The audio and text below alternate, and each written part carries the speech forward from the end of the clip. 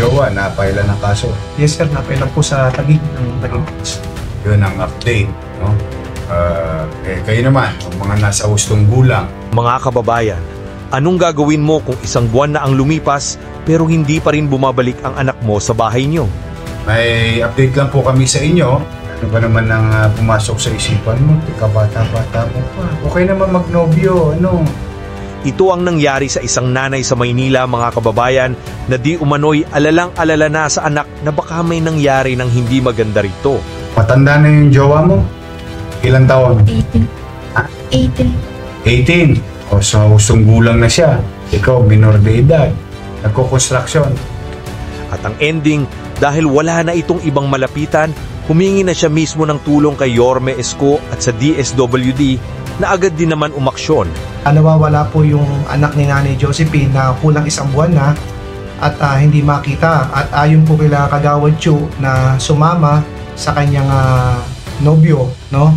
Ang tanong, pabaya nga bang magulang si nanay o sadyang mapusok lang talaga ang anak nito? Ikaw naman na Nanay Josephine, alaga mo ba tong anak mo nito? Panoorin natin ang buong kwento.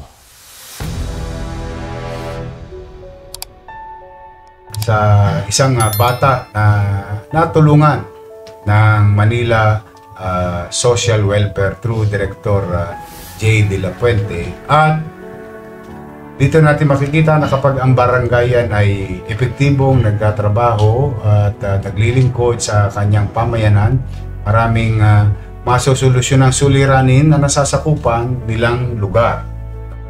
At mga nanay tatay ko, meron po isang insidente na inilapit si Kagawad Sinaida Flores, Kagawad Marichu Sieha at Kagawad Sherilyn Alejo ng Barangay 598. Ito po yung sa Damka. At ito'y patungkol sa isang minor de edad. Inilapit nila to sa ating Manila Development Social Welfare. Kaso po ay isang patungkol sa isang minor de edad ang kanilang barangay at ang kanyang so-called nobyo. Ito po ang ating direktor at nanay at anak. Ito po, Director J. O ipaliwanag mo yung background ng ating insidente na ito sa Luzon. Magandang gabi po sa inyong lahat. Kami po sa Manila Department of Social Welfare noong November 20 po, no, nakatanggap po kami ng report mula po kila Kagawad Marichu Sieha na humingi po sila ng tulong regarding po sa problema ni Nanay Josephine de los Reyes.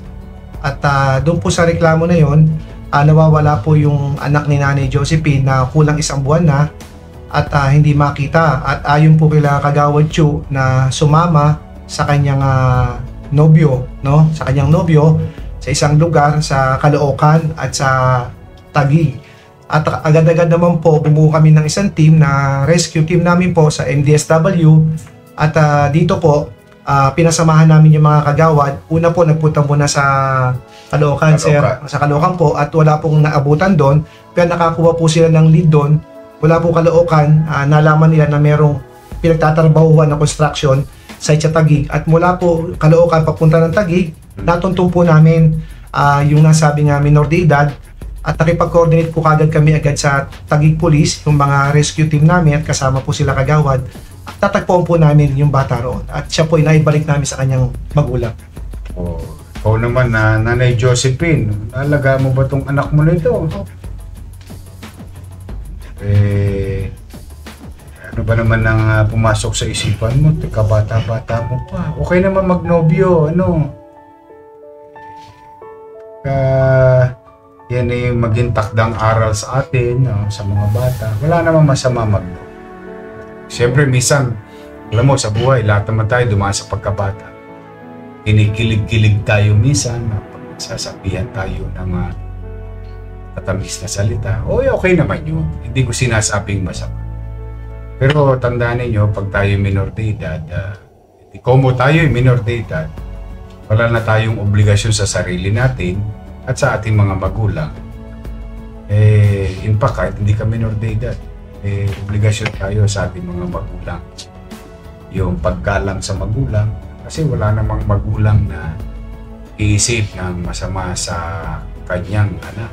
Kaya mga batang nanonood, no? Jowa-jowa, boyfriend-boyfriend, nobyo-nobyo, fling-fling. It's part of growing up. But if you're still a minor and nakita nyo yung inyong boyfriend naman matanda na yung jowa mo, ilang taon? 18. O so hustong gulang na siya. Ikaw, minor de edad. Nagko-construction. Kailangan pag-iingatan natin ang ating sarili, lalo na kung tayo ay babae. May konting kilya ang pamahalaan sa pangangalaga, pagtingin at pagpapalaga ng inyong pamahalaang lungsod. Babae na kayo, may edad pa kayo. Ako naman, gusto ko lang kayo i-update kasi gusto ko makita ninyo na ang mga magulang na mga ngailangan ng tulong sa ganitong klaseng sitwasyon at maaaring iba pang sitwasyon, no, na involve ang mga minor de edad, ay huwag kayong mag-atubili na lumapit sa ating direktor na si J. De La Puente at 10 ng ating mga empleyado sa MDSW. Kami naman po itutugon. At in fact, even sa pulis natin sa City Hall o yung SMART, meron tayong women's desk, meron tayong pulis para partikular na bigyan ng konting diin yung ating mga minor de edad sa lungsod ng Maynila. Then, again, kapag ang ating mga barangayan ay ipinagmamalasakit din ang kanilang mga nasasakupan, now, katulad itong nangyayari na itong broadcast na ito, matagumpay na naililigtas at napapangalagaan yung ating mga supling na minor pa. Yung jowa na paila ng kaso. Yes sir, napailan po sa Taguig ng Taguig. Yun ang update, no? Kayo naman, mga nasa hustong gulang, okay naman yan, no? Hindi ko naman pinagbabawal o pinagkakait sa inyo magkaroon kayo ng partner in life o mapapangasama. Pero kung alam nyo minor de edad, huwag ninyong kukunin ang mga bata sa poder ng kanilang mga magulang. Kaya tinawag yan na minor. Kaya kailangan mag-iingat tayo, mga nanay, mga tatay na nanonood. Pagamat yung ibang mga kabataan ngayon talagang huhumaling sa social media, nakakakuha ng inspirasyon sa mga iba't ibang mga influencer, pero hindi ibig sabihin na yun ay laging tama. Sa mga bata, huwag kayong masyadong magpadalos-dalos kasi ang mga magulang nyo nag-aalala. Pero yun yung 1 buwan ito. Di 1 buwan kang di nakatulog na maayos. Araw-araw. Natulog naman, pero ano po, sa oras lang, pumaya gising naman ulit. Naiisip Kaya yung anak ko siya, taraw ko nasaan po siya.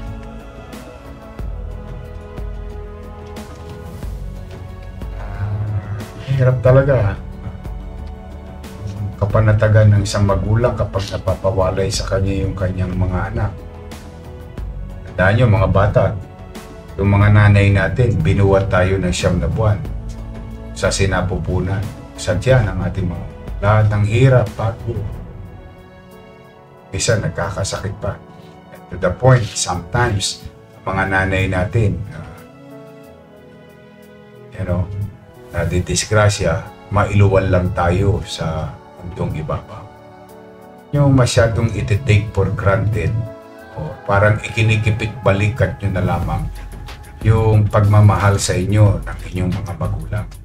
Para bang baliwala na lang o para bang obligasyon ng magulang yan. Yes, obligasyon ng magulang, pero hindi ibig sabihin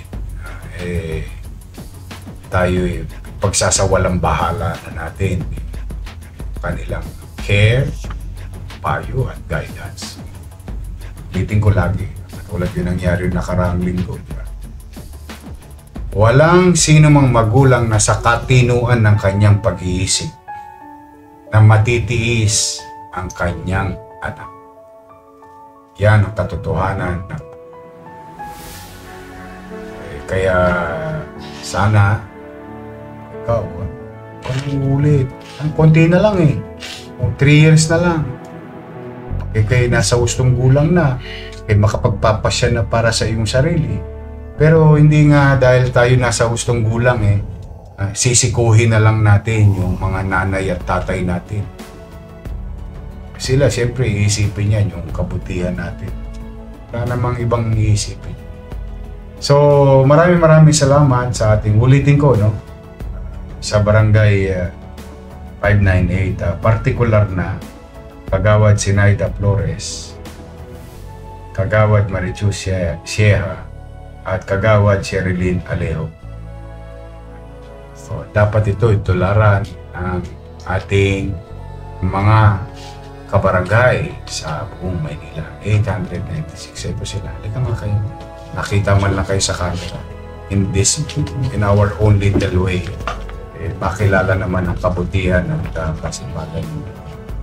Ito po yung mga kagawad natin. Thank you very much sa inyo. Pinagmalasakit ninyo yung bata. Bagamat isang buwan hindi nakatulog ang isang ina, at the end of the day, importante resulta. Kapiling na kayo. Nag-eskwela ka pa, ne? Good. Eskwela ka. Pag umabot ka ng senior high, may allowance ka na sa akin. No, kasi may allowance sa akin ng senior high. Mag-aral ka sa UDM, libre. Mag-aral ka sa PLM, libre. Ano ba ang gusto mo paglaki mo? Ang naiisip mo? Anong kurso ang iniisip mo sana? Ha? Kung ano na lang po yung mga... Kung ano maabot mo? O maabot mo ang buwan. Huwag kang magtitipid sa pangarap. Katulad ng kasabihan ng isang Ingles. I don't know kung tama ako ha. Aim for the moon. Anyway, if you miss, you're going to land with among the stars. Nandun ka pa rin sa taas. Kung magtitipid mangarap, yun ang walang bayad. Sagad-sagarin mo. Kaya lamang, ang pangarap hindi nakukuha at nakakamit sa hila-hilata. Pag puro hilata ginawa mo, anong ulam? Atay. Ano yan? Ano ba yun? Yung kinining bibel? Yung anong ulam? Shoutout sa mga kabataan dyan. Sa mga kabataan dyan! Ayun. Hindi, alam mo, yung mga TikTok, Facebook, okay naman yan. Hindi ko nagiging masama lang yan pag masama ang gamit. Kaya sa ating mga kagawad, thank you sa inyo. Lalo na to, senior citizen. Diba? Talaga, beri mo, hindi nyo naman kamag-anak yan, pinagmalasak. Kaya yan ang resulta. So, everything ends well, and I hope sa mga bata na nanonood ngayon, sa mga nanay nanonood, tatay nanonood, ito'y medyo papantayan natin yung ating mga minor de edad na anak. Sa mga may edad naman, kayo naman, kantayin na lang kayo. Ito, 15 ka, no? O 3 taon na lang hihintayin nyo kung talagang para kayo sa isa't isa eh. O, diba? Pinagtagpo pero hindi tinadhana. O. Daming hugot ngayon, ha? Hindi. Pinagtagpo pero hindi pinayagan. Hindi. Ito, pinagtagpo pero hindi pa pwede. Di ba? Walang gobyernong aawat sa inyo, walang magulang aawat. Ang magulang lagi yan mag-aabiso, papayo, magpapaalala. Pero pag nasa hustong gulang na kayo, kayo na yan. Kaya pag nagkakasal ako, di ba? Kayo ba'y siguradong tunay na nagmamahala? Tapos pinaalala ko yung mga obligasyon ng bawat isa. Pero pag bata, enjoy your youth. Pasarap maging kabataan. Bre mo tatanungin mo pagpasok mo sa bahay, Nay, anong ulam? Yun lang, pasok ka sa eskwela, mag-aral ka mabuti. But Jay, Yes, Director Jay, please extend my gratitude to our employees. Yes. Nagsisikap, maligtas. Meron pa po tayong kwento dyan. Mas lalo lang mo sensitibo. Ito po yung isang bata na ipinost sa TikTok. I think about that. The way I look at it, it's about 7-8 years old. Yung pala yung 12 years old. Kaya ko lang nalaman 12 years old na kasi umakto po ang syudad ng Maynila. Ito po yung nasa TikTok tong batang ito at may isang nagmalasakit na ipinost sa TikTok para sa katayuan ng bata sa kalsada na pinakikialaman ng mga alipandas na sinong individual yun. No? Eh nung nakarating sa akin, dahil itinag ako, pinorward ko kagad kay Jay, and only to find out, hindi ko na lang babanggitin yung bayan. Pero it is in Southern Luzon. Southern Luzon. Immediately, si Jay at ang team ng Manila Social Welfare sumugod doon sa lugar na yon, sa Southern Luzon. Nakuha natin yung bata na yon sa kalsada at naibigay sa DSWD. Yes, sir, DSWD. Doong region na yon. Hindi ko na lang babanggitin kasi talagang napaka-sensitibo po. Pero alam nyo kung may nanonood dyan ngayon, alam nyo dahil nag-viral yun. Gusto ko lang mala na hindi siya sa Maynila. Pero ganun pa man, ilang pakikipagkapwa-tao katulad ng ginawa ng 3 kagawad na ito, although meron silang obligasyon sa barangayan, but they went out of their way to inform the city government through social welfare na tulungan yung magulang na 1 buwan nang hindi mapagkakatulog, pero ngayon masaya ako magkasama na kayo. Salamat sa Diyos. O mag-iingat ka, aral ka na lang ha, eskwela na lang. Sige, muli po mga kababayan, kung kayo'y sa tingin ninyo ay nangangailangan ng tulong ng ating mga social welfare at ang city government, po kayo mahihiya. Ito pong direktor natin, mana-mana lang yan. Hindi rin natutulog ito. Hanggang madaling araw, may report ako na ako po. Ito po yung kachat ko. Pagka hanggang madaling araw. Masipag po ito at ang aming mga empleyado. Hopefully, kami maging bahagi and we'll be happy to be of service to each and every one of you. Lynn, maraming salamat at magandang gabi po. Happy dinner. Enjoy your dinner with your family at pagpalain nawa kayo ng pong may kapal. Maraming salamat po. Manila, God first. Alam natin mga kababayan na kapag bata ang nawawala, hindi biro yan. Kaya naman nagsama-sama ang team ni Yorme, ang DSWD at mga social workers. Nag-check sila ng CCTV, nagtanong sa mga barangay at sinuyod ang mga lugar na posibleng pinuntahan ng bata.